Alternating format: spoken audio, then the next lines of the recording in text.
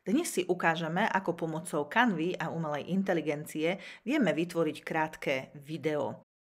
K tomu potrebujeme v nastaveniach prepnúť, že ideme do nastavení a prepneme jazyk zo slovenčiny na angličtinu, lebo my ešte na Slovensku nemáme sprístupnenú túto funkciu. Vrátime sa naspäť na tú prvú obrazovku, dáme magické štúdio a vyberieme túto tretiu možnosť pre dizajn videa. Otvorí sa nám prázdna stránka a hneď aj možnosť nahrať vlastné videá a obrázky.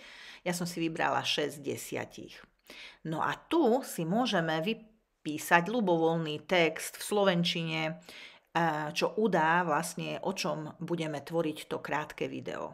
A dáme generovať.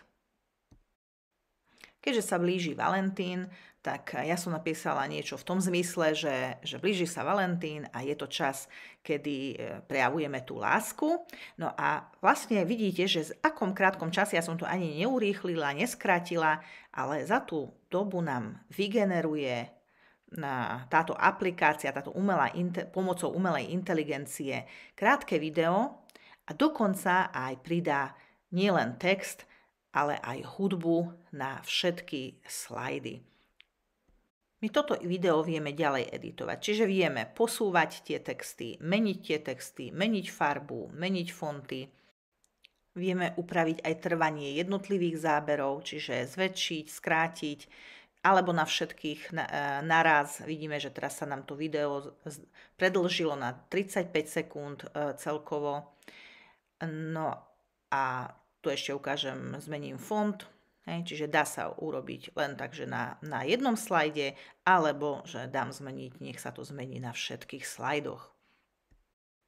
Vieme aj jednotlivé obrázky alebo tieto slajdy medzi sebou posúvať, čiže teraz som posunula na prvé miesto toto srdiečko, kde sa ukazuje kalendár, ale tu sa mi nehodí text, takže jednoducho tento text vymažem.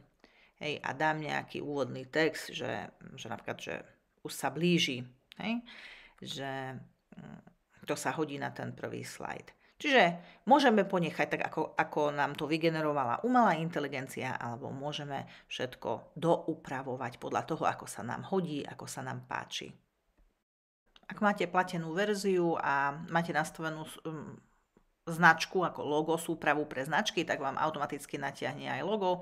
Keď nie, pridáte jednu prázdnu stránku a dopíšete tam, dáte tam to vlastné logo, keď máte, alebo ešte nejaký doplnkový text, alebo výzvu k akcii, napríklad pridajte tam nejak s prvkou, vyberieme nejaký košík alebo proste nejakú ikonku, ktorá naznačí, že nech prídu nakupovať do vášho e-shopu, alebo pridáte tam logo sociálnych sietí, proste niečo, ako na konci by mala byť výzva k akcii, takže toto ešte doupravíte a je to. Ja hudbu určite vymažem, ale pustím vám tak, akú hudbu vybrala tá umelá inteligencia.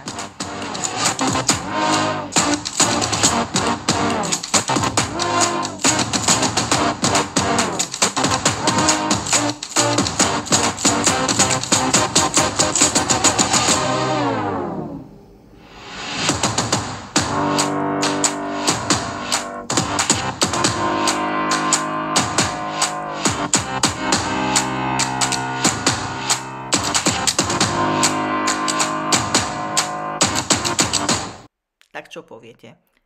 No, ja viem, že dá sa to ešte doupraviť a mohlo to by byť ešte lepšie, ale len keď si uvedomíme, že od nápadu po konečné video prešlo len pár minút, tak rozhodne stojí táto aplikácia za to, aby sme sa na to pozreli. Takže teším sa na vaše výtvory.